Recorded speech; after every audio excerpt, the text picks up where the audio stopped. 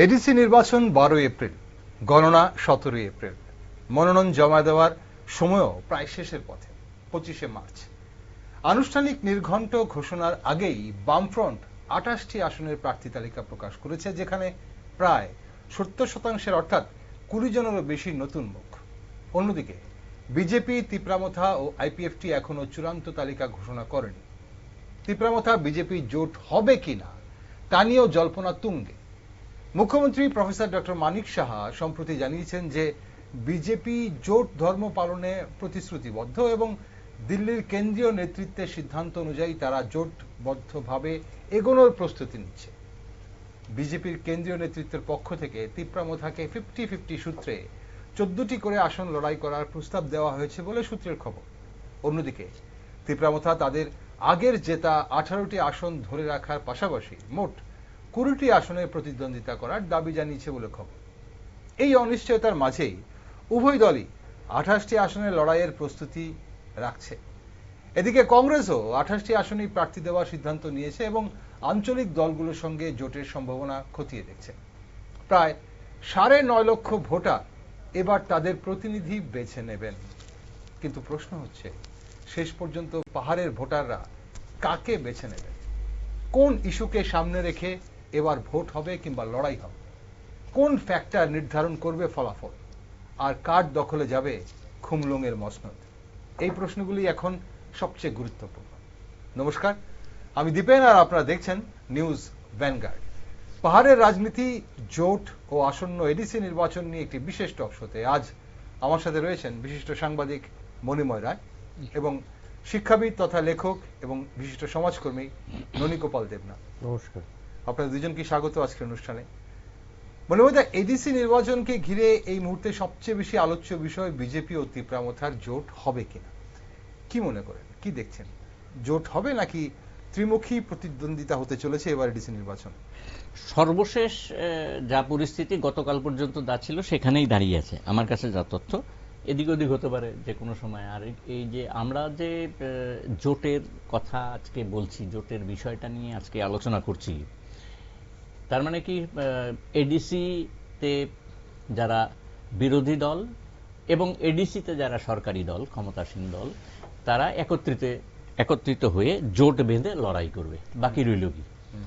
এখন কথা হচ্ছে যে আরো আলোচনা যখন এগোবে তার আরো অনেক কিছু বিষয় আসবে। এখন যে প্রশ্নটা আপনি রেখেছেন সেটার প্রথম এক শব্দেই তো বললাম যে সর্বশেষ যা তথ্য আছে সেই তথ্য অনুযায়ী জোট এখনো হয়নি, মানে ঘোষিত হয়নি। জোটের চেষ্টা হয়েছিল এবং কালকে দুপুরবেলার বিমানে চলে আসছেন ওদের সুপ্রিমো, মানে তিপ্রামথা দলের সুপ্রিমো, উনি চলে আসছেন আগরতলায়। আসার পরে একটা সম্ভাবনা রয়েছে তারা সিট ঘোষণা করে দেবে, তাদের প্রার্থীপদগুলি ঘোষণা করে দেবে। এখন 25 তারিখ হচ্ছে সর্বশেষ তারিখ মনোনয়ন জমা দেওয়া। এই মনোনয়ন জমা দেওয়ার মানে এসডিএম বা ডিএম ওদের কাছে যাওয়ার আগ পর্যন্ত যদি আপনার তাদের ভেতরে সমঝোতা হওয়ার চেষ্টা বোধহয় চালিয়ে যাওয়া হবে। এখন স্বাভাবিকভাবেই, যেটা আমি আজকে মানে একটু আগেই ফিরেছি, ফলে আমি বিভিন্ন জায়গায় যা খবর পেলাম, একটাই প্রশ্ন আসছে, কেন? এই যে কেনর প্রশ্নটার জবাব কে দেবে আমি জানি না, ওরাই দেবেন যখন তারা প্রার্থীপদ, মানে কি কেন জোট হচ্ছে না, কেন জোট হচ্ছে বা কেন জোট হচ্ছে না, দুটোরই জবাব দেবেন। কেন জোটের কি প্রয়োজন হলো? এখন জোটের তো একটা দরকার আছে। ধরুন রাজ্যের পরিস্থিতি প্রচন্ড রকমের জটিল, তার পরিপ্রেক্ষিতে ক্ষমতাসীন দল এবং বিরোধী দল একত্রিত হয়ে রাজ্যটাকে এগিয়ে নিয়ে যাওয়ার জন্য একটা জোট জরুরি বলে মনে করেছেন, এটা হতে পারে। অথবা হতে পারে যে একটা দলের পরিস্থিতি ভীষণ রকমের খারাপ, মাটির তলায় পায়ের তলায় মাটি নেই, মাটি কাঁপছে, ভয় পেয়ে গেছেন, সেজন্য জোটের দরকার। আসলেও সাংগঠনিক শক্তি কিছুই নেই, সংগঠনটাকে বাড়িয়ে নিয়ে যাওয়ার জন্য একটা চেষ্টা, নানা রকম কথাবার্তা হয়তো হবে। কিন্তু এখন যে জায়গায়, আপনার প্রশ্নের উত্তরে যে জায়গাটায় আমি দাঁড়িয়ে, সেই জায়গাটার ভেতরে নতুন একটা তথ্য প্রবেশ করেছে। সেটা হচ্ছে আইপিএফটি একটা নির্দিষ্ট সিট সংখ্যা নিয়ে কিন্তু তিপ্রামথার সঙ্গে কথাবার্তা চালাচ্ছে এবং তিপ্রামথার পক্ষ থেকে সর্বশেষ কি ইঙ্গিত দিয়ে দেওয়া হয়েছে সরকারিভাবে আমি জানি না, তবে একটা রটনা রয়েছে আইপিএফটির সঙ্গে তিপ্রামথার একটা জোট হয়ে যেতে পারে। ওকে, আইপিএফটির সঙ্গে তিপ্রামথার জোটের জন্য আমরা দেখেছিলাম অনেক আগেই তিপ্রামথার সুপ্রিমো এই আবেদন করেছিলেন আইপিএফটি কে তিপ্রামথার সাথে একসঙ্গে থাকার জন্য। এখন সেটা যদি হয়ে যায় তাহলে খুব বেশি অবাক হওয়ার বিষয় থাকবে না, কিন্তু বিজেপি এবং তিপ্রামথার জোট হওয়ার সম্ভাবনা কতটা? আমরা যখন দেখছি কেন্দ্রীয় নেতৃত্ব দিকে তাকিয়ে রয়েছে গোটা রাজ্য, পাশাপাশি রাজ্যের নেতৃত্বরা বা আমরা যদি দেখি নিচুতলার নেতৃত্বদের যে মাঝে মধ্যে যে মন্তব্য, তাতে কিন্তু একটা যে মানে ফাটল দু দলের মধ্যে একটা দ্বন্দ্ব বা ফাটল বা সংঘাত তা কিন্তু প্রকাশ্যে আসে বারবার।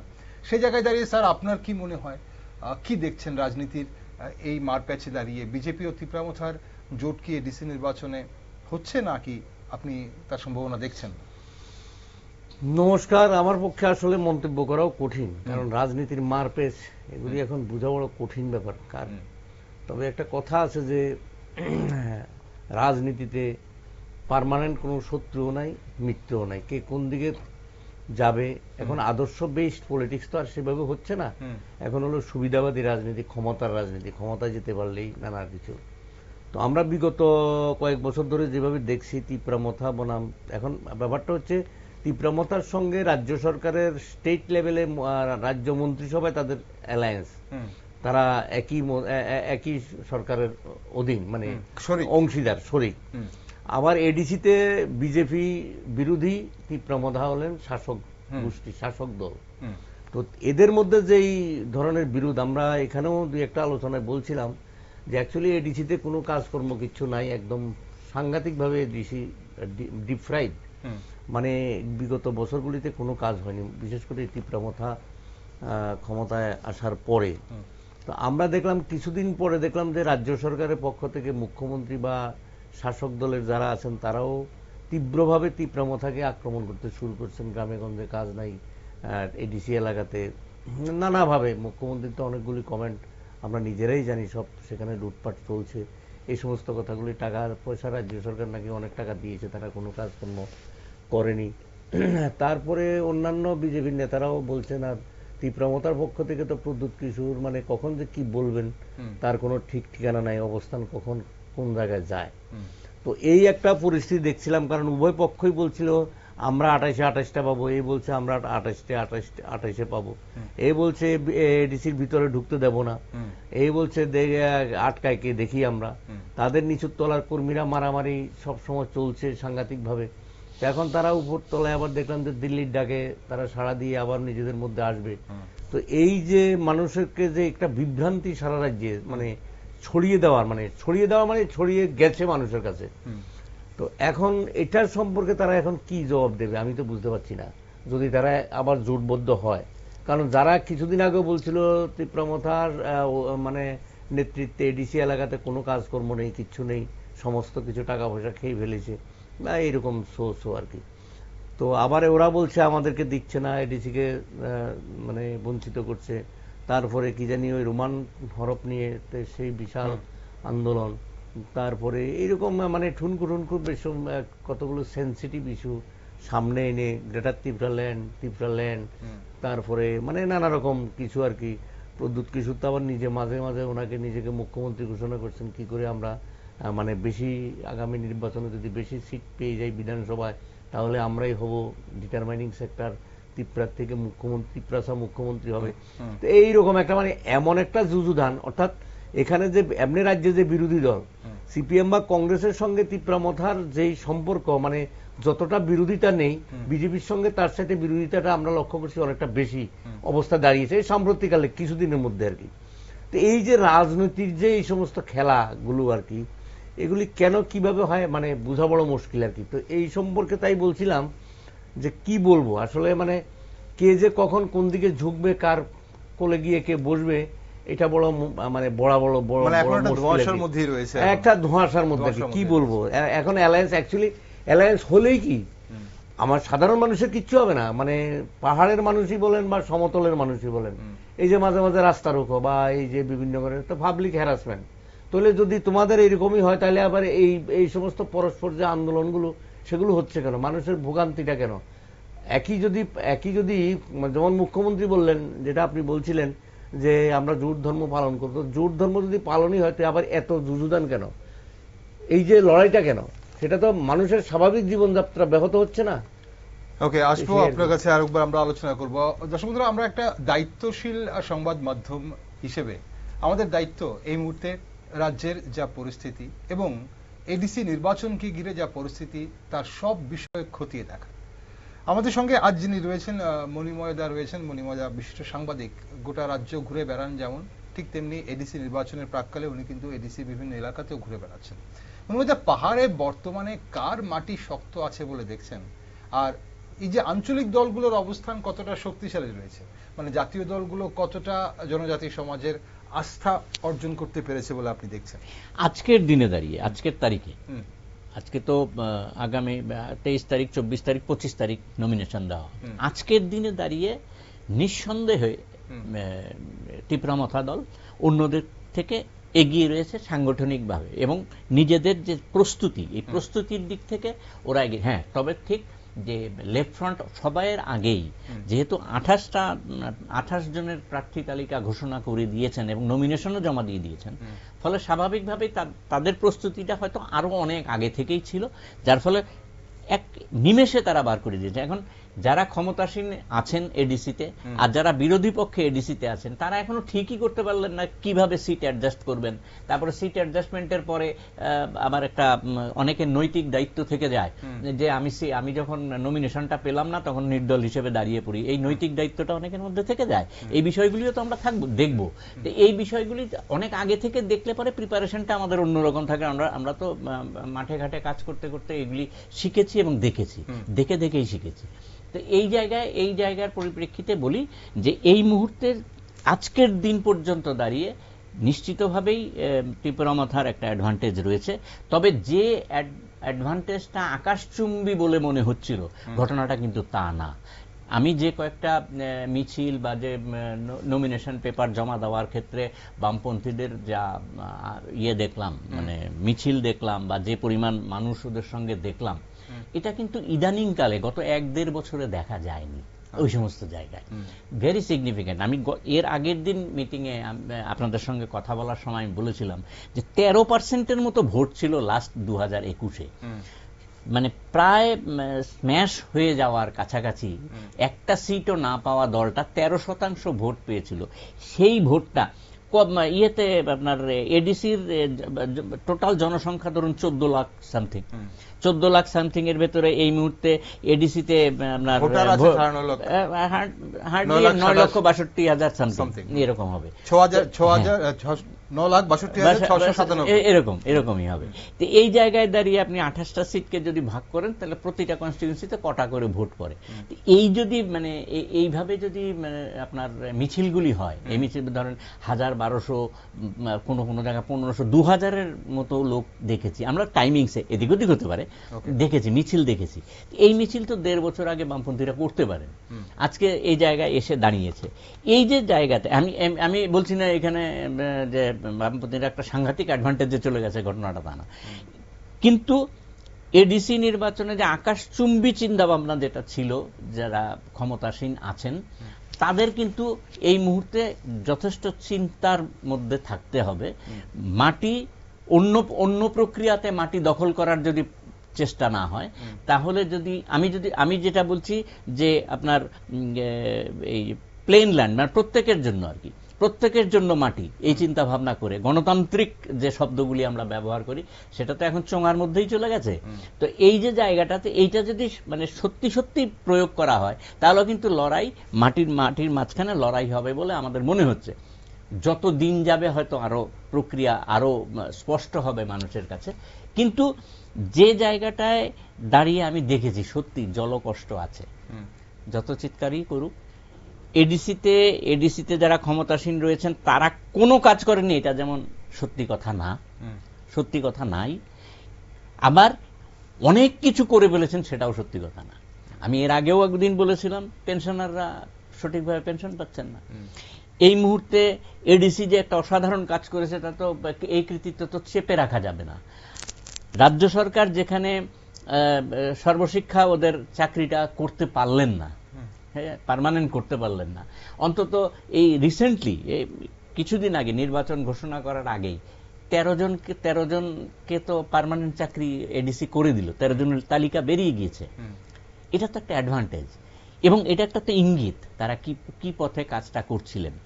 আর হচ্ছে চুরির বিষয়টা, যে ওখানে দুর্নীতি হয়েছে, মাননীয় মুখ্যমন্ত্রী বলছেন আমরা উড়িয়ে দেব কি করে, কিন্তু পাশাপাশি একজন সাধারণ নাগরিক যদি প্রশ্ন করে যে এত দুর্নীতি হলো, আপনি কি করছিলেন, আপনারা কি করছেন, আপনাদের হাতে অনেক কিছু ক্ষমতা থাকার কথা, টাকাটা আপনি দিচ্ছেন, আপনি মানে একটা এডিসি এই লাস্ট বাজেটটা যদি লক্ষ্য করেন, যদি প্রিন্টিং মিস্টেক হয়ে থাকে তাহলে আমি জানি না, প্রিন্টিং মিস্টেক না হলে 2026-27 এডিসির যে বাজেট 918.82 কোটি টাকা বরাদ্দ করা হয়েছে।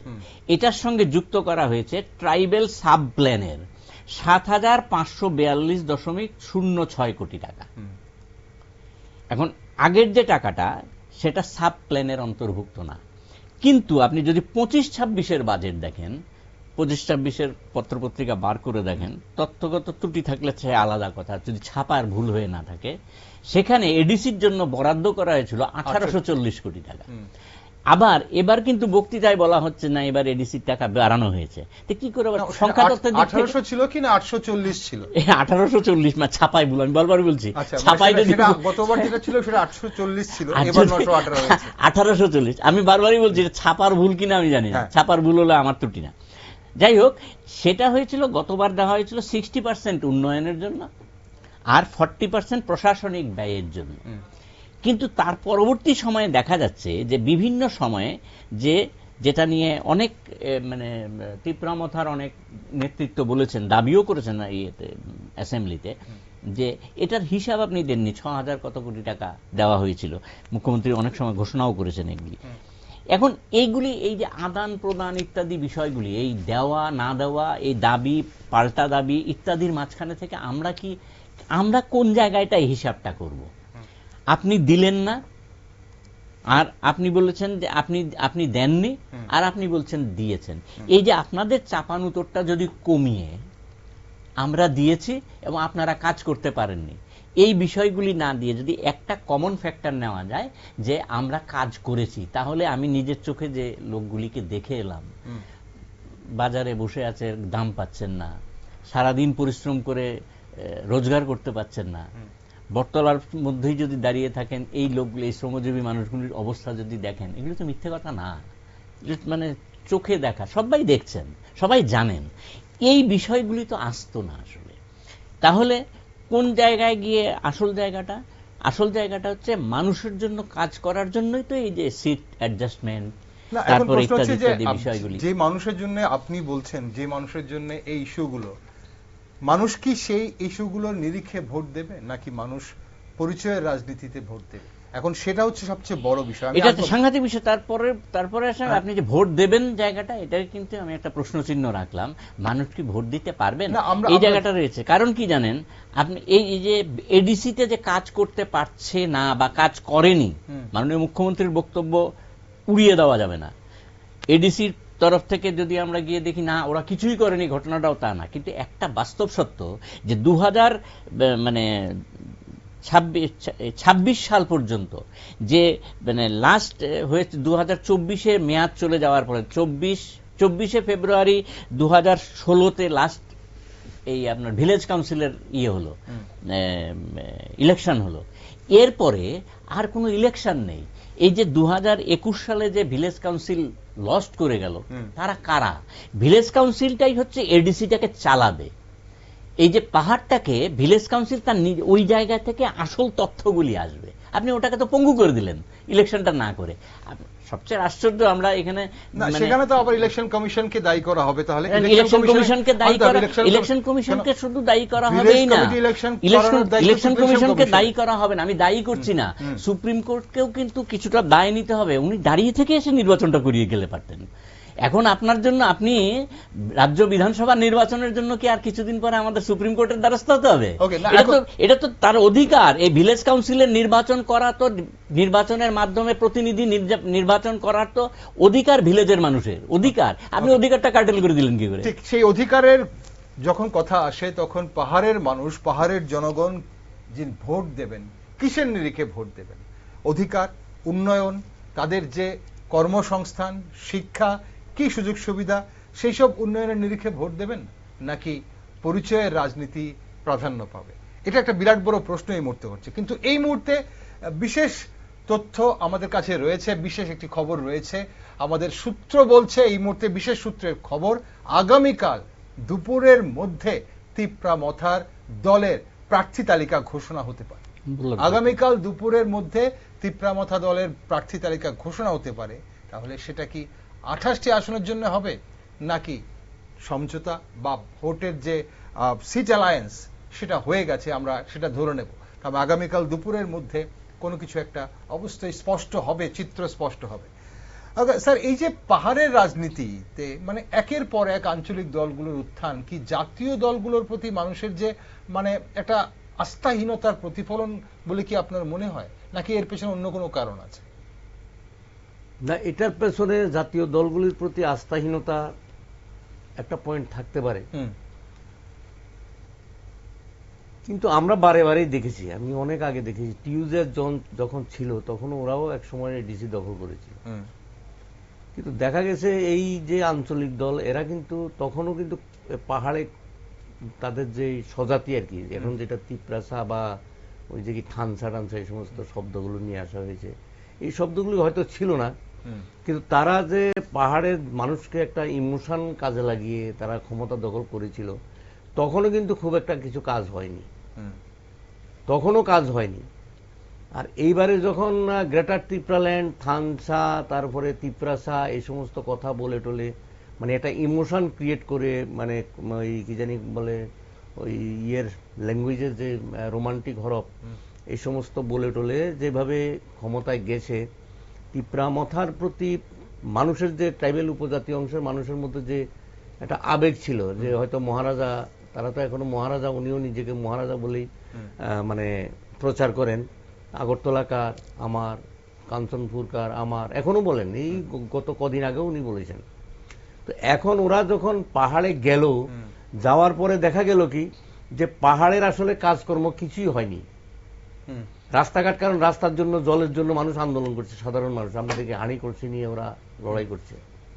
এখন উনি যেটা বললেন যে ওই যে কি জানি বলে ওই কয়েকজন সর্বশিক্ষা কর্মীকে শিক্ষক 13 জন না 14 জন ওরা পার্মানেন্ট করে দিয়েছে, কি উদ্দেশ্য করেছে আমরা জানি না। এই ছাড়া আমার কাছে কিন্তু কোনো বিশেষ কোনো কাজের, সেই উল্লেখযোগ্য কোনো কাজের কিছু নেই। বরঞ্চ এই যে খুমলুং পার্ক থেকে শুরু করে কতগুলো এস্টাবলিশমেন্ট হয়েছিল পাহাড়ি এলাকাতে, ডিসি এলাকাতে, এগুলি সব নাকি বেসরকারি কোম্পানির হাতে সেগুলি তুলে দেওয়া হয়েছে, মানে টাকা পয়সার বিনিময়ে আর কি। তো সেই অর্থে কিন্তু আপনার এই যে পাহাড়ের যে ইমোশনেই আসুক, মানে জাত্যাধিমান বা জাতিগত মানে বলে যে উলা কি জানি পয়লা জাতি উলা পার্টি, এই যে কথাগুলো বলে, কারণ উনি তো একসময় কংগ্রেসের সভাপতি ছিলেন, ত্রিপুরা রাজ্যের প্রদেশ কংগ্রেসের, এই সমস্ত বলে টোলে এদেরকে সেখানে মানে বিভ্রান্ত করা হয়েছে। আর জাতীয় দল যারা, জাতীয় দলের যে সমস্ত নেতৃত্বরা আছে, এরাও আসলে ঠিক সেভাবে, আমি যেমন বলবো এখানে সিপিএম এর কথাই বলছি, বা এরকম বামফ্রন্টের যারা আছে বা কংগ্রেসও আছে, এরা কিন্তু পাহাড়ে সেভাবে ঢুকে অনেকদিন ধরে সেই ক্ষমতা, সেই মানুষের সঙ্গে সম্পর্কটা তারা ঠিক মতো গড়ে তুলতে পারেননি, একটা বিচ্ছিন্নতা এসেছে। এই সুযোগটা কিন্তু ওরা নিয়েছে, এই সুযোগটা নিয়েই কিন্তু প্রদ্যুৎ কিশোর দেববর্মন এই কাজটা কিন্তু করে ফেলেছে, না হলে কিন্তু এরকমটা হওয়ার কথা না। এরপরেও আমি বলবো, যেভাবে জাতিবাদী কথাবার্তা, যেভাবে উস্কানিমূলক সাম্প্রদায়িক মানে যেভাবে দেওয়া হচ্ছিল, সেভাবে কিন্তু মানুষ যদি তাহলে ত্রিপুরার যে এতদিন একটা দাঙ্গাও হয়ে যেত না। এই আঞ্চলিক দলগুলো তো প্রায় দাবি করে যে তারা পাহাড়ের প্রকৃত প্রতিনিধি। হ্যাঁ, তারা পাহাড়ের প্রকৃত প্রতিনিধি বলছে, কিন্তু এখন পাহাড়ের মূল উন্নয়নের কাজ কি শুধু এই আঞ্চলিক দলগুলো করতে পারছে? না না, আমি তো বললামই যে ওই সময় টিউজেসের নেতৃত্বে যখন দখল করা হয়েছিল তখনও হয়নি, আর এরা যখনই দখল করে এখন যেভাবে বলছে আর কি, যে পাহাড়ে যেমন কি বিজেপি চাইছে পাহাড়ে তাদের সাংগঠনিক ক্ষমতা বৃদ্ধি করার জন্য, ক্লেশটা কিন্তু ওইখানে। একটা সময় যখন দেখেছে বিজেপি পাহাড়ে নেমে গেছে ক্ষমতা দখল মানে সংগঠন বৃদ্ধির জন্য, তখনই কিন্তু তীব্রমতার সঙ্গে তাদের ক্ল্যাশটা শুরু হয়েছে। অর্থাৎ জাতীয় দলকে সেখানে ঢুকতে দেবে না, ঠিক আছে। আর বামপন্থীদেরকেও তো আগে থেকেই সমস্যা, ওদেরকে ঢুকতে দিচ্ছে না। তো এখন আদৌ যদি তাদের মধ্যে যদি অ্যালায়েন্স হয়, তখন কি এখানে মানুষ অ্যাকচুয়ালি পাহাড়ে কতটুকু গণতান্ত্রিক পরিবেশটা থাকবে, সেখানে ভোট কতদূর ভোটাধিকার প্রয়োগ করতে পারবে, তাদের মধ্যে কিন্তু এটা একটা কাজ করেছে। তীব্রমতার পায়ের মাটি তলার মাটি কিন্তু চলে গেছে। কারণ উপজাতীয় অংশের মানুষ, আমরাও তো হাটে বাজারে যাই, এই যে শ্রমিকগুলো কাজ করে বা কর্মচারীরা আছে, চিনাশোনা তো আছে, তাদের সঙ্গে কথাবার্তা বললে দেখা যায়, বা ইয়াং যুবকদের মধ্যেও জেনারেশনের মধ্যেও একটা বক্তব্য, আগে যেরকম একটা ইমোশনটা ছিল, এখন সেই ইমোশনটা আর কাজ করছে না। আমি দেখি কিছু কিছু তো আছেই, সেরকম না। এখন এই কারণেই তাদের মধ্যে এখানে দেখা যায় কংগ্রেস এখন ঢুকছে, আর বামপন্থীদের ওভারঅল একটা মোটামুটি আছে, কিছু লোক সরে গিয়েছিল, এখন হয়তো আবার ফিরে আসছে। এটাও কিন্তু তারা পাহাড়ের যে দৃশ্য ইমোশনে যারা ফিরে চলে গিয়েছিল, তারা এখন আবার অভিজ্ঞতার কারণে দেখতে পাচ্ছে যে অ্যাকচুয়ালি পাহাড়ের কোনো উন্নয়ন বলতে কিচ্ছু নাই। এই যে টাকা পয়সাগুলো গেছে, কারণ কি তারা ওই যে কি সুইজারল্যান্ড যায়, ওই ইংল্যান্ডে যায়, বিভিন্ন জায়গায় যায়, তীব্রমতার যারা নেতৃত্ব আছেন পাহাড়ে, কিন্তু টাকা পয়সা তো এইভাবেই তারা শেষ করে ফেলেছে। কারণ রাজ্য সরকার, আমরা তো সাপোসা মানুষ কতটা জানি, রাজ্য সরকার যখন বলছে এবং মুখ্যমন্ত্রী নিজে যখন দাঁড়িয়ে বলছেন এখানে দিয়েছি 600 কোটি বা এখানে দিয়েছি অতশো কোটি, ওখানে অতশো কোটি, এই টাকাগুলি গেল কোথায়, সবকিছুর মধ্যেই তখন তো আমরা মানে অস্বীকার করতে পারি না, কারণ উনি সরকারের প্রধান। তাছাড়া কাজের নিরিখেও তো বলা যায়।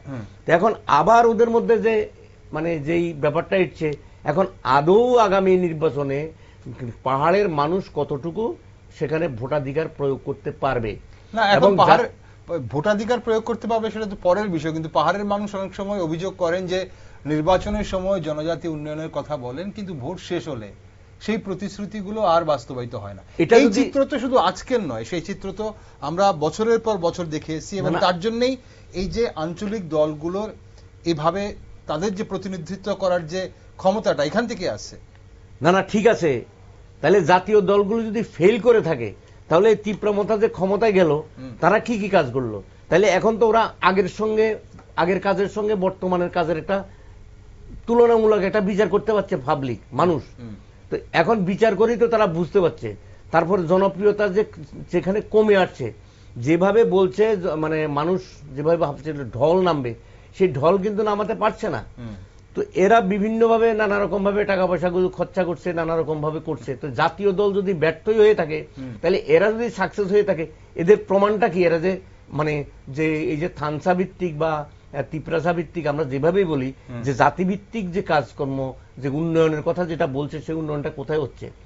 আসলে বিষয়টা হচ্ছে কি, জাতিভিত্তিক, ধর্মভিত্তিক, সম্প্রদায় ভিত্তিক কোনো কিছু হয় না। সবটা হচ্ছে দৃষ্টিভঙ্গি, আমি সাধারণ মানুষের জন্য কতটুকু কাজ করব। তো সেই কাজের ইয়েটা কোথায়? এখন ভাষাটা যদি এতদিন যাবৎ উপজাতি অংশের মানুষ বাংলা ভাষায় ককবরক বাংলা হরফে লিখেছে, এখন তাদের প্রবলেম হচ্ছে নিউ জেনারেশন, কারণ ইংলিশ মিডিয়ামে পড়ছে, তাদের রোমান্টিক হরফের দরকার, হ্যাঁ রোমান হরফের দরকার। তো রোমান হরফে যদি হয়ই, তাহলে কি এমন তাদের মধ্যে সাংঘাতিক কিছু হয়ে যাবে, তারা খুব উন্নত হয়ে যাবে। আচ্ছা ঠিক আছে, তাদেরকে এটা গভর্নমেন্টের ব্যাপার, কোন হরফ দেবে বা না দেবে, তাদেরও নিজস্ব উন্নত হয়ে যাওয়ার বিষয় নয়। এখানে রোমান হরফ না দেওয়ার পেছনে কারণ হচ্ছে, কারণ দেশের করা হয় তাহলে সেটা এর শিডিউলে স্থান পাবে না, এবং এটা তো গভর্নমেন্টের একটা সিস্টেম আছে। কিন্তু ওরা এটাকেই আবার প্রধান হিসাবে, আমি বলছি, আমি ওই অর্থে বলছি যে হরফ দিয়ে কি আসলে তো কোনো পেট ভরবে না। এটা একটা ইমোশন, ইমোশনটাকে কাজে লাগিয়ে এইভাবে মানুষ ইয়ে করা, মানে মানুষকে অন্যভাবে অর্গানাইজ করা। ঠিক। এখন মূল বিষয় হচ্ছে যে আজকের তারিখে যেটা আলোচ্য বিষয়, মনোমত আসবো আপনার কাছে স্যার আরেকবার। মনোমত, এই যে এবারের নির্বাচনে মানুষ কিসের নিরিখে ভোট দেবেন বলে আপনি অনেক কিছু বলছিলেন, আপনি গেছেন, আপনি দেখছেন, এবং অবশ্যই আপনি ঘুরে ঘুরে দেখছেন, এবং গ্রাউন্ড জিরোর রিপোর্টও আপনার কাছে রয়েছে। মানুষ মানে কিসের নিরিখে ভোট দেবেন? পাহাড়ের মানুষ কি এবার উন্নয়ন, কর্মসংস্থান ও শিক্ষাকে বেশি গুরুত্ব দিচ্ছে, নাকি এবার এখনো মানে পরিচয় রাজনীতি বেশি প্রভাবশালী? কোনটা দিচ্ছেন? পরিচয় রাজনীতি মুছে গিয়েছে কথা বলা যাবে না, পরিচয় রাজনীতি হবে না কথা জোর দিয়ে বলা যাবে না। পরিচয় রাজনীতির বিষয়টা আছে, আচ্ছা, এখনো আছে, একদম উড়িয়ে দেওয়া যাবে না। আমাদের ননিবাবু যেটা বললেন যে এই হরফের বিষয়টা সবচেয়ে বড় কথা, সেন্ট্রাল গভর্নমেন্টের দিকে যদি তাকিয়ে থাকতেই হয়, সিধাসিধি বলে দিলেই না দেবো না, অসুবিধাটা কি, সমস্যাটা কি? এই ঝুলিয়ে রাখার মানে হচ্ছে এটাকে নিয়ে একটু রাজনীতি করা নাকি? আমরা যারা সাধারণ মানুষ, আমরা যারা এবার তো বলেই দেওয়া হয়েছে, খুব সম্ভবত বলা হয়েছে, প্রকাশ্যেই বলে দেয়, সরকারিভাবেই বলে দেয়। এখন এটা নিয়ে এই যে আলোচনাগুলি হলো না গত 2-3 দিনে, শুধুমাত্র এই যে ভাষা রোমান হরফ টরফ নিয়ে এটার বাইরে রেখে বলা হয়েছে। আমি একেবারে দায়িত্ব নিয়ে বলছি, এটা নিয়ে কোনো আলোচনা হবে না এখন, এটা পরে এডিসি নির্বাচনের পরে টরে দেখা যাবে। আপাতত একদম স্থগিত করে দিয়েছে, এটা প্রকাশ্যে বলে দিলেই হয়, বাবু রোমান হরফ দিলে তোমাদের এই অসুবিধা হবে। আবার এটাও ঠিক, যদি বলে যে তোমাদের নিজস্ব হরফ করে নিতে যাও, তোমরা নিজস্ব হরফ বার করে নিয়ে করো, রিয়াং বা লুসাইরা কারা একটা করেছে, তাহলে অন্তত 15 বছর পিছিয়ে যাবে, পারবে না এত তাড়াতাড়ি করতে। এটাও ঠিক, এটাও যে মানে ত্রিপুরা মাথা থেকে যে বলা হচ্ছে এটা করতে দিলে এখন যদি করা শুরু হয় 15 বছর পিছিয়ে যাবো আমরা, এটা কারেক্ট, এটাও ঠিক, এটা হুট করে করা যাবে না। এই যে জায়গায় দাঁড়িয়ে এখনো যে এই যে আপনি জাতিভিত্তিক যে রাজনীতির কথা বলছেন, এটা এবারের ভোটেও কার্যকরী হবে না, একথা জোর দিয়ে বলা যায় না। তবে কর্মসংস্থান এবং আমাকে খাওয়ার জায়গাটা করে দাও, এই দাবিটাও উঠছে এবং ব্যাপকভাবেই উঠছে। আমার এই বাড়ির যে ইয়াং ছেলেটা, এই যে ইয়াং ছেলেটা যে ব্যাপক পরিমাণে কাজ না পেয়ে এই যে নেশার দিকে চলে যাচ্ছে, তার দায়টা কে নেবে, এই প্রশ্নটা উঠছে। আপনি এই যে জায়গাটা, আমরা নেশামুক্ত ত্রিপুরা করব, অসাধারণ স্লোগান একটা, এবং এই নেশা মুক্ত করার জন্য আমরা কয়েকশো কোটি টাকা রেখেছি, একটা রিহ্যাবিলিটেশন সেন্টার করব বিশ্রামগঞ্জ ইত্যাদি জায়গায়, বাজেটেও রেখেছি বা পরবর্তীকালে ঘোষণাও করছি। ফিতে কাটার জন্য সব ঠিক আছে, কিন্তু কথা হচ্ছে বা আপনি মাইকে বলার জন্য সব ঠিক আছে, এটা নিয়ে কোনো সন্দেহ নাই, অসাধারণ কাজ, ঐতিহাসিক বলে দেবো কোট আন কোট। কিন্তু কি হচ্ছে বিষয়গুলি, শুধুমাত্র রিহ্যাবিলিটেশন সেন্টার করে দেবো নেশা মুক্তির জন্য, তার মানে নেশাগ্রস্ত হওয়া পর্যন্ত আমাকে অপেক্ষা করতে হবে কেন? তার আগে কেন কুঠুরি মারা যাচ্ছে না? কেন রেকে করে নেশা সামগ্রী ঢুকছে, তাকে বাধা দেওয়া গেল না? ওই জায়গায় তদন্তটা কোন জায়গায় রয়েছে? এই বিষয়গুলি আসছে। এখন সবচেয়ে বড় কথা যেটা জিনিসটা আসছে, মানে দীপেন বাবু, যে মানে ভাবনার বিষয় যেটা আছে, সেটা হচ্ছে এই যে ল্যান্ড রিকুইজিশন, তারপরে ল্যান্ড রাইটস, কালচারাল হেরিটেজ, ট্রাইবেলদের যে মূল বিষয়গুলি ছিল, সেইগুলি থেকে এখন বিষয়টা কি সিট অ্যাডজাস্টমেন্টে ঢুকে পড়লো? এগুলি নিয়ে কোনো কথা হবে না, এগুলো তো প্রাথমিক বিষয়, এগুলি নিয়ে কি হবে? এগুলি তো ত্রিপুরামথার দাবি ছিল, এই দাবিকে সামনে রেখে তো ত্রিপুরামথার জন্ম। হ্যাঁ, এবং ত্রিপুরামথার লড়াই এই দাবিগুলোকে সামনে রেখে। এবং আমি যে বলছি 8ই জানুয়ারি 2019 ভুল না করলে মাধববাড়ির ইনসিডেন্টের পরে ত্রিপুরামথা যেভাবে এগিয়ে এসেছে, তারপরে তাদের সংগঠন তো বেড়েছে, কোনো সন্দেহ নাই, এর পরিপ্রেক্ষিতে কোনো সন্দেহ নাই, এবং তারা তাদের শক্তি বিভিন্ন জায়গায় প্রদর্শনও করেছেন।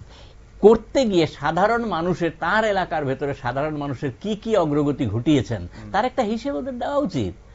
আমরা এখানে বসে বসে চিৎকার, আমরা তো চোখে দেখতে পাচ্ছি, আপনারা বলবেন না হয়নি, তাহলে আপনি বলুন।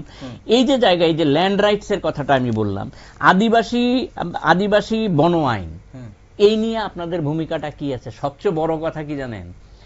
সরাসরি টাকা দিয়ে দেওয়ার জন্য 125তম সংবিধান সংশোধনের এইটা 2017 সালে পার্লামেন্টে গিয়েছে। কজন আমাদের ইয়ে থেকে জিতেন চৌধুরী এটা জমা প্রথম এনেছিলেন, তার পরবর্তী সময়ে তো 10-10টা বছর কেটে গেল, দুজন কেটে যাচ্ছে, দুজন তো এই জায়গায় এলে হতো কি, এডিসি অন্তত এডিসিকে যেমন টাকাটা সরাসরি টাকাটাও দিয়ে দেওয়া যেত, আর এই টাকাটা পাওয়ার পর কি তোমরা এতদিন চিৎকার করেছো সরকার টাকা দেয় না, সরাসরি টাকাটা পেয়েছো, তোমরা কি কি করেছো এবার হিসেব দেখাও। ওদের কাছেও কিছু সুযোগ করে দেওয়া হচ্ছে যে আমাদের গভর্নমেন্ট তো আমাদের প্রয়োজনীয় টাকাটা দিচ্ছে না, এই কথা বলার। এখন বলে ভোট নেওয়ার ক্ষেত্রে সুবিধা হয়। বাস্তব অভিজ্ঞতাটা হচ্ছে যে কাজটা করার কথা ছিল আপনি কিন্তু করেননি, এই যে জায়গাটা, এই হিসেবটা কিন্তু আপনি দিচ্ছেন না। এখানে কি আপনি কি মানে ব্যক্তিগতভাবে মনে করেন এডিসি কে আরো বেশি সাংবিধানিক ক্ষমতা দেওয়া উচিত? মানে এই জায়গাটা সংবিধান বর্তমান কাঠামো দেখুন, সপ্তম তফসিল থেকে এডিসি চালু হয়েছিল, সপ্তম তফসিল থেকে চালু হওয়ার মানে এটা তো 10তম এডিসি নির্বাচন, আমি যদি ভুল না করি 10তম নির্বাচন হবে এডিসি। ষষ্ঠ তফসিল তো আনা হলোই এই জন্য যে অতিরিক্ত ক্ষমতা তারা যারা পান। এরপরেও এই যে গ্রান্টটা দেওয়ার ক্ষেত্রে মূল বিষয়টা তো অর্থ বিষয়টা, অর্থটা না পেলে কি করে চলবে? অর্থ দিয়ে তো কাজটা করতে হবে না, কাজটা করলে অনেক কাজ হয়। ফলে এই যে জায়গাটা দাঁড়িয়ে, এই ষষ্ঠ তপশিলের জায়গাটাতে দাঁড়িয়ে 125 কনস্টিটিউশন অ্যামেন্ডমেন্ট, এটা যদি হয়ে যেত তাহলে এডিসির অগ্রগতি নিশ্চিতভাবেই ভালো, আরো অনেক বিষয় হতো, এই বিষয়গুলি আসতো। আরেকটা হচ্ছে যেটা সর্বশেষ আপনার দিয়ে আমি আপনার প্রশ্নের উত্তরটা শেষ করছি, সেটা হচ্ছে যে কেন এই যে চুক্তিটা হলো, ত্রিপাক্ষিক চুক্তি, এটা কেন ইমপ্লিমেন্ট হলো না? কেন ওদের মানে এডিসি থেকে বা ত্রিপুরামাথা যে দাবিটা করছে যে 37খানা বিল রাজ্য সরকার আটকে দিয়েছে, কেন আটকে দিলেন? তার ব্যাখ্যাটা কি? কেন বলতে দিচ্ছেন ওনারা? মাঝখান থেকে কি হচ্ছে? এই যে চাপান উত্তরের পরিপ্রেক্ষিতে যাদের জন্য আপনাদের মানে প্রাণ ওষ্ঠাগত, যাদের সেবা করার জন্য আপনারা ব্যাপকভাবে লড়াই করছেন নিজেদের ভেতরে, আমরা মানুষের সেবা করতে গিয়ে তারা সেবাটা আর পাচ্ছে না, সেবা করতেও পারছে না, সেবাটা পাচ্ছেও না। সেবা অর্থাৎ একটা সেবা আপনি খাওয়াটা ধরে নিতে পারেন। ওকে, এখন এই যে পাহাড় ও সমতলের রাজনীতি, অনেকেই বলছে যে এই দুটো আলাদা হয়ে যাচ্ছে দিন দিন। এটি কি ভবিষ্যতের জন্য একটা উদ্বেগজনক? মানে স্যার, আপনার কি মনে হচ্ছে এই যে সামাজিক সম্প্রীতিকে কি কোনোভাবে ক্ষতিগ্রস্ত করছে পাহাড়ের রাজনীতি এবং সমতলের রাজনীতি? না না, উদ্বেগজনক তো বটেই। আমি তো বললামই, যেভাবে উস্কানিমূলক কথাবার্তা, জাতি বিদ্বেষের কথাবার্তা যেভাবে বলছে, সেইভাবে তো আমি বললাম সাধারণ মানুষ যদি, সাধারণ ত্রিপুরা রাজ্যে যারা উপজাতি অংশের মানুষ আছেন, এরা যদি এই রিয়াকশনে যদি সেভাবে সাড়া দিত, তাহলে তো এতদিনে দাঙ্গাই হয়ে যেত। কারণ আমরা তো, আমাদের 80 তো একটা অভিজ্ঞতা আছে নাকি, তারপরে তো তখনকার সময় থেকে অনেক রক্তের বিনিময়ে ধীরে ধীরে ধীরে ধীরে এই জায়গাটা অনেকটা উন্নতি ঘটেছে। এখন আমাদের মধ্যে যথেষ্ট সম্প্রীতি আছে। এই সম্প্রীতির জায়গাটা যদি নষ্ট হয়ে যায়, কি উন্নয়নটা ঘটবে? আমি দেখতাম আজকে যদি মানে পাহাড়ে যদি এই দাবিটা উঠতো, ত্রিপুরামথা যদি এই দাবিটা করতো, স্কুলে এখানে এডুকেশন আছে নাকি কিছু পাহাড়ে? এডুকেশন এমনিতে সর্বত্রই। আমি শুধু এডুকেশনের কথাটাই যদি বলি, স্কুলগুলির কি অবস্থা? শিক্ষক আছে নাকি? কজন শিক্ষক অ্যাপয়েন্টমেন্ট দিয়েছে? সেখানে স্কুলের পরিবেশটা কি, পরিকাঠামো কিছু আছে নাকি? কিছুই তো নাই। তো আমি তো একজন শিক্ষক ছিলাম এক সময়, তো সেখানে আমার মানে একটা বিশেষ পেনিক হয় যে একেবারে যে নেংটি ভরা যে সমস্ত ট্রাইবেলগুলো যারা বড় বড় ইংলিশ মিডিয়ামে, সরকারও এখন ঝুঁকছে বেসরকারিকরণের দিকে, বেসরকারি শিক্ষা প্রতিষ্ঠানগুলি গড়ে তুলছে। তো পাহাড়ে যেই স্কুলগুলি আছে, সরকারি স্কুলগুলি তো ভালোভাবে চালাবেন। মানে যারা নিম্ন আয়ের মানুষ, ট্রাইবেল আছে যারা, চাকরি বাকরি তো নেই। কারণ একটা ট্রাইবেল পোস্টে যদি 5টা পোস্টের জন্য যদি অ্যাডভার্টাইজমেন্ট করেন, 5000 মানে ইন্টারভিউ দিতে আসে, বিশাল দীর্ঘ লাইন পড়ে যায়। দেখা গেল ট্রাইবেলদের মধ্যে শিক্ষার হার বেড়েছে, এখন বাড়ুক আর আগে বাড়ুক, যেভাবেই বাড়ুক, কিন্তু সেভাবে তো কর্মসংস্থান হচ্ছে না। তো এই যে ড্রাগস যেটা এখন, এটা শুধু সমতলে না পাহাড়ের ভয়ঙ্কর অবস্থা। আপনি দেখুন কিভাবে কতগুলো খবর আসে যে মাকে মেরে ফেলছে, বাবাকে মেরে ফেলছে, এভাবে নেশাগ্রস্ত হয়ে পত্রপত্রিকার মধ্যে যে কটার খবর সত্যিকারে বেরোয়। এর বাইরেও তো অনেক কিছু আছে। তো এটার বিরুদ্ধে তো কোনো আন্দোলন নাই যে না আমরা এটাকে বন্ধ করতে হবে। ঠিক আছে, আর রাজ্য সরকারেরও দায়িত্ব আছে। যেমন এডিসির, যেমন এডিসি কি ডাইরেক্ট ফান্ডিং দিলেই হয়ে যাবে কোনো মানে একটা সাংঘাতিক কিছু উদ্ধার হয়ে যাবে নাকি? রাজ্য সরকার তো টাকাটা অ্যালট করছে তাদের জন্য, প্রতি মানে একটা নির্দিষ্ট পরিমাণে টাকা, তো সেই টাকাটাই তো ঠিক মতো কাজ হচ্ছে না। তাহলে রাজ্য সরকারেরও তো দায়িত্ব আছে সেখানে, যে টাকা আমি যে ফান্ডিং এর টাকাটা দিলাম, আমার মনিটরিংটা তো কিন্তু রাজ্য সরকারের হাতে আছে। এখানে একজন উপজাতি কল্যাণ দপ্তরের মন্ত্রী আছে, উনি কিন্তু এডিসিটাও দেখেন। তো উনি তো দেখবেন যে আসলে সেখানে কাজটা হচ্ছে না কেন, উনি তো সেখানে হস্তক্ষেপ করতে পারেন। তো এখানে ভাইস ভার্সা কিন্তু উভয় পক্ষেরই কিন্তু সেখানে একটা দায়িত্ব রয়ে গেছে পাহাড়ের উন্নয়নের জন্য। বা এই যে যারা মানে মানে যারা একদম নিচু তলার কর্মী আছে, বা নিচু তলার যারা মানে মানুষ আছে, যারা স্বল্প আয়ী মানুষ আছে, প্রান্তিক অংশের যারা এর মধ্যে মানুষ আছে, তাদের অবস্থাটা কোন জায়গায়? আপনি গিয়ে দেখুন এই যে শহরে যতগুলো মল আছে, বা এই যে আপনার এই যে দোকান আছে, কাপড়ের দোকান থেকে শুরু করে বিভিন্ন, দেখবেন ট্রাইবেল মেয়ে ছেলেরা এসে কিভাবে কাজ করছে সেখানে, কারোবাড়ি কারোবাড়ি তাহলে সেখানে তো কর্মসংস্থান নাইলে এই শিক্ষিত ছেলে মেয়েগুলি এখানে আসতো না। তো কেন আসে তারা? তারা কর্মসংস্থানের জন্য আসছে, তারা সেখানে কোনো কিছু হচ্ছে না বলে তারা আসছে। তো তাইলে যিনি এই থানসা বা ত্রিপ্রাসা যিনি বলছেন, তিনি এই সমস্ত কাজটা করছেন না কেন? এখন যারা রাজ্য সরকার তারাও তো এটা মনিটরিং করতে পারতো। সিট অ্যাডজাস্টমেন্টের যে কথাটা বলছি, আমি শেষ করছি, সিট অ্যাডজাস্টমেন্ট যদি দুই দলের মধ্যে আগের বারে তো ভাগাভাগি হয়েছিল, ভাগাভাগি করে ত্রিপুরা এডিসি দখল করেছিলেন, তো দখল করে লাভটা হলো কি? এখন আবার এতদিন যাবৎ ঝগড়াঝাটি করলেন, খুব দস্তাদস্তি করলেন, করে এখন আবার সিট অ্যাডজাস্টমেন্টের জায়গায় গেলেন। ঠিক আছে, যান। এখন আমরা যেটা চাইবো সাধারণ নাগরিক হিসাবে, আমরা চাইবো যে পাহাড়ের সমস্ত অংশের মানুষ জাতিবিদ্বেষ, জাতিহিংসা বন্ধ করে পাহাড়ের উন্নয়নের জন্য কাজ করুক, সরকারের পজিটিভ দায়িত্ব নিক। আর এডিসিতে যারা ক্ষমতায় আসবে আগামী দিনে সিট অ্যাডজাস্টমেন্ট করে আসুক, আর যেমনি আসুক, বা অন্য যারা আছে বামপন্থীদের এখন অবস্থা মোটামুটি একটু ভালোই আছে আমি যদ্দূর মনে করি আর কি। তো এখন ওরাও যদি 2-4টা সিট পায়, দরকার আছে, পেলে পরে সেখানে অন্তত বক্তব্যটা রাখতে পারবে, উন্নয়নের আসল চিত্রটা ফুটে উঠতে পারবে। না এখন কি মনে একে অপরের বিরুদ্ধে যে এত অভিযোগ, এত বক্তব্য, এত মন্তব্য, জোট হলে সেই সব মন্তব্য, সেই সব অভিযোগ সব বিলীন হয়ে যাবে? এটাই তো আমি বলছি। আমি যাকে বললাম চোর, আমি এখন গিয়ে বলবো অ্যালায়েন্স হয়ে গেছে আবার, তাহলে কি দরকার ছিল এত দস্তাদস্তি করে? ওকে, তো কি বক্তব্যটা এখন রাখা হবে সেখানে গিয়ে? ওকে, এখন মনে হচ্ছে পাহাড়ের রাজনীতিতে জনজাতি স্বার্থ শব্দটি মানে সবসময় একটা ব্যবহার হয়, জনজাতি স্বার্থ, মানে কিন্তু বাস্তবে কি সব দলই সত্যিকারই জনজাতি স্বার্থ রক্ষা করছে বলে মনে করেন? কারণ এবার এখন কিছুদিন পর নির্বাচন, আপনি যুব অংশ হোক, নারীরা হোক, যারা বয়স্ক যারা রয়েছেন, সিনিয়র সিটিজেন যারা রয়েছেন তারা হোক, যারা বিভিন্ন আমল দেখেছেন তারা হোক, মানে কি দেখে কি সে নিরিখে ভোট দেবেন তারা? জনজাতি স্বার্থ রক্ষা করছে কারা? হ্যাঁ, আমি ওই প্লেইং মানে প্লেইং লেভেল ফিল্ড এটা যদি থাকে, ভোটটা যদি করতে পারেন, আমি রবীন্দ্রের সঙ্গে একমত। ভোটটা আদৌ কতটা স্বাভাবিক হবে আমি সন্দিহান, আরো পরে বলা যাবে, এখনো সন্দিহান পর্যন্তই রাখলাম। এখানে দেখবেন মহিলাদের এবং পুরুষদের ওখানে যে ভোটের সংখ্যা প্রায় কাছাকাছি, 2000-এর এদিক ওদিক।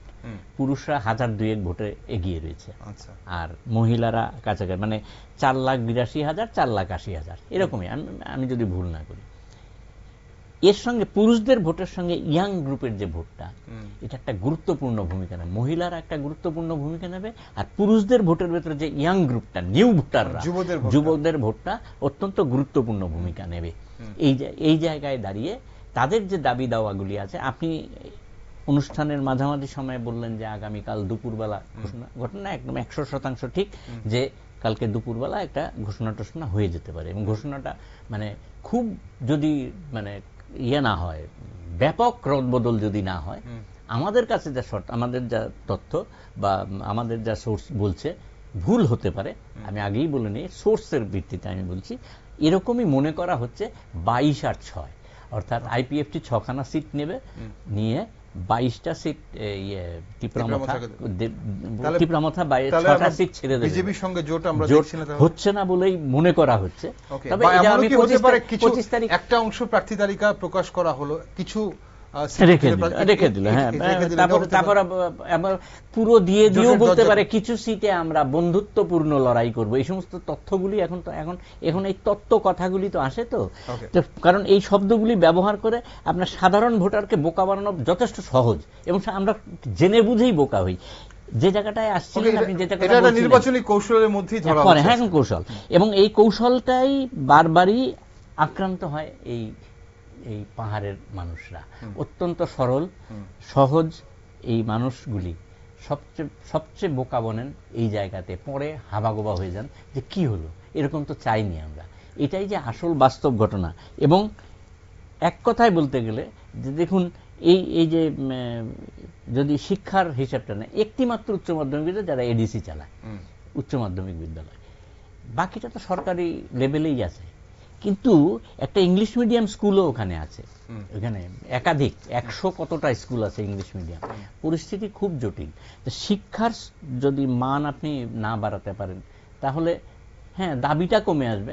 লেখাপড়া যদি কম আপনি জানে, তাহলে আপনার যে যত কম জানে তত কম মানে ইত্যাদিতে যদি না হয়, তাহলে তো ভালো।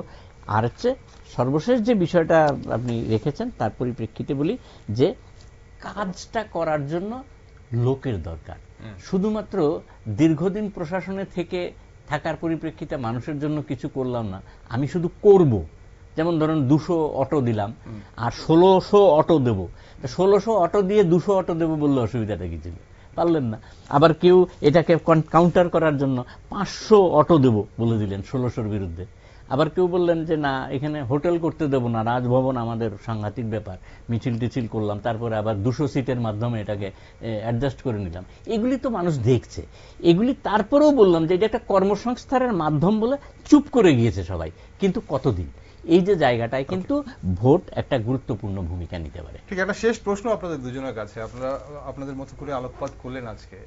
এডিসি নির্বাচন মানে ত্রিপুরার সামগ্রিক রাজনীতির ভবিষ্যৎ নির্ধারণ করবে বলে কি মনে করেন? এবারের, বিশেষ করে এবারের এডিসি নির্বাচন খুব সংক্ষিপ্ত হবে, 2 মিনিট সময় আছে, 1 মিনিট সময় দেবো দুজনকে। না, এডিসি নির্বাচন তো এটা একটা ফ্যাক্টর। আমি যেটা বলবো, এই ত্রিপুরা রাজ্যে গণতান্ত্রিক পরিবেশটা ফিরে আসুক, মানুষ ভোট দিতে পারুক, ঠিক আছে, যে যেখানেই থাকুক। যেটাও ধর্মনগরে দেখেছি, ওই অমিতাভ দত্ত গিয়ে বিজেপির যিনি ক্যান্ডিডেটের সঙ্গে কোলাগুলি করছেন। কোলাগুলিটা উপরের স্তরে হলে হবে না, নিচের স্তরে হয়। নির্বাচন এখন যখন নামবে তখন সাধারণ কর্মীরা মারামারি করবে, ওদের প্রাণ যাবে, কতগুলো পরিবার অসহায় কে জানে। এটা বন্ধ হওয়া দরকার। ভোটের মানে গণতান্ত্রিক পরিবেশটা সেখানে আসুক। পাহাড় আর সমতলের মধ্যে যে বিভেদ লাগানোর যে একটা মানে প্রবণতা, সেটা যাতে না থাকে, সেটা বন্ধ হওয়া উচিত। আর অ্যাকচুয়ালি উন্নয়নের নিরিখেই ভোটটা হওয়া উচিত। আমার মনে হয় এই যে এখন হঠাৎ করে আবার অ্যালায়েন্স, এটা দুই পক্ষই একটু সন্ধিয়ান হয়েছে। তাদের যে ভিত, উভয় পক্ষেরই কিন্তু ভিতটা সেখানে, বিজেপির সংগঠন অনেকটা বেড়েছে, তীব্রমতা দুর্বল হয়েছে, তারপরও নিশ্চিত হতে পারছে না। 28-28 উভয় পক্ষই বলছে যে আমরা আসলে কদ্দূর জিততে পারবো। এই একটা ফ্যাক্টরও কিন্তু কাজ করছে, হ্যাঁ করছে বলেই আবার অ্যালায়েন্সে আসে। তো অ্যালায়েন্সে আসুক, আমাদের কোনো সমস্যা নেই, কিন্তু যাতে পাহাড়ের কাজকর্ম হয়, এটাই আমরা প্রত্যাশা করব। ত্রিপুরার সামগ্রিক রাজনীতির মানে আগামী দিনে ভবিষ্যৎ নির্ধারণ কি করবে এডিসি নির্বাচন? না, খুব একটা এটা করবে না, খুব বেশি প্রভাব এই মুহূর্তে পড়বে না। এই এডিসি নির্বাচনে এই সিট অ্যাডজাস্টমেন্ট নিয়ে যা হলো, আমি ওই 125তম সংশোধনের কথা বারবার বলছিলাম না, এটা যদি হতো তাহলে 50খানা সিট হয়ে যেত, তাহলে কিন্তু অ্যাডজাস্টমেন্টটা সহজ হয়ে যেত, অনেক বেশি সহজ হয়ে যেত। ফলে এই সেই জন্যই 125তম সংশোধনটা তখন সহজ হতো না, আরো কঠিন হতো, সেটা একটা প্রশ্ন কিন্তু থেকেই যাচ্ছে। 50খানা সিট কেন জোট যেমন একটা প্রশ্ন, ঠিক তখন যদি 125তম অ্যামেন্ডমেন্টের মাধ্যমে যদি 50টা সিট হয়ে যেত। আইপিএফটি এখানে কিন্তু একটা ফ্যাক্টর আছে। ফ্যাক্টরটা হলো কি, প্রদ্যুৎ কিশোর দেববর্মন বলেছেন যে আইপিএফটির সঙ্গে রাজ্য সরকারের অ্যালায়েন্স, এটা আমাদের সঙ্গে না। কিন্তু এখানে যেটা আইপিএফটির সঙ্গে মানে তীব্রমতার হতে পারে, আমার মনে হয় ব্যাপারটা এরকম না। এখানে আরেকটা খেলা আছে, 28টা সিট নিয়ে একটু দড়ি টানাটানি কি হবে আমি জানি না শেষ পর্যন্ত। ওকে, চিত্র আগামীকাল দুপুরের মধ্যে হয়তো অনেকটা পরিষ্কার হলেও হতে পারে, এবং সেদিকে তাকিয়ে আছে সবাই। অসংখ্য ধন্যবাদ অনুমিতা, আপনাকে ধন্যবাদ স্যার, আপনাকে ধন্যবাদ সঙ্গে থাকার জন্য। দর্শক বন্ধুরা, ত্রিপুরা পাহাড়ের রাজনীতির ভাগ্য নির্ধারণ করবে এডিসি নির্বাচন। 12 এপ্রিল ভোট গ্রহণ এবং 17 এপ্রিল ফলাফল। মনোনয়ন জমা দেওয়ার সময়সীমা কিন্তু ফুরিয়ে আসলেও জোট সমীকরণ আর প্রার্থী তালিকা নিয়ে রাজনৈতিক মহলে চলছে চরম উত্তেজনা। আগামীকাল অর্থাৎ সোমবার দুপুরের মধ্যে তিপ্রামথা প্রার্থী ঘোষণা করতে পারে। 28টি আসনের জন্য প্রার্থী ঘোষণা করবে নাকি তার কম, বাকিগুলো কার জন্য ছাড়বে, তা নিয়ে কিন্তু এই মুহূর্তে জল্পনা তুঙ্গে আছে। বিজেপির জোট ধর্ম পালন নাকি তিপ্রামথার সাংবিধানিক অধিকারের লড়াই, শেষ পর্যন্ত পাহাড়ের মানুষ কার ওপর আস্থা রাখবেন? উন্নয়নের প্রতিশ্রুতি বনাম অস্তিত্ব রক্ষার লড়াইয়ে এই খুমলুঙের মসনদে শেষ হাসি কে হাসবে, তার উত্তর দেবে 17 এপ্রিলের ফলাফল। এডিসি নির্বাচনের সব খবরে চোখ রেখেছি আমরা, আর আপনারা সব খবর ও বিশ্লেষণ দেখার জন্য চোখ রাখুন শুধুমাত্র নিউজ ভ্যানগার্ডে।